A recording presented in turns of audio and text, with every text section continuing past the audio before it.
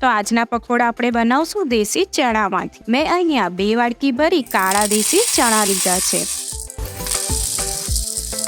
Overnight કે પછી 6 થી 7 કલાક માટે પલાળી દઈશું। જો આવી રીતે એકદમ સરસ ચણા ફૂલી ગયા છે, ચણામાંનું બધું જ પાણી કાઢી અને એક ગ્રાઇન્ડિંગ જારમાં લઈ લઈશું। જીરું નાખીશું, ધાણા નાખીશું। હવે પાણી નાખ્યા વગર જ રોકાઈને મિક્સરમાં ચણાને વાટી લઈશું। એકદમ સરસ પેસ્ટ બનીને તૈયાર છે। નાખીશું લીલા મરચાંને બારીક સમારીને, છીણેલું આદું નાખીશું, ડુંગળીને બારીક સમારીને નાખીશું। મીઠું તમારા સ્વાદ અનુસાર એડ કરશો। લાલ મરચું, ચાટ મસાલો નાખીશું, ગરમ મસાલો નાખીશું, કોથમીર નાખીશું, ચોખાનો લોટ એડ કરીશું, તેલ એડ કરીશું। સારી રીતે બધી જ વસ્તુને મિક્સ કરી લઈશું। તેલ પહેલા જ ગરમ થવા મેં મૂકી દીધું હતું। આપણે રેન્ડમલી ઉઠાવીને ભજીયા નાખીશું। હવે ચમચાથી થોડા પલટાવી દઈશું। કાળા ચણાના ભજીયા પણ રેડી છે।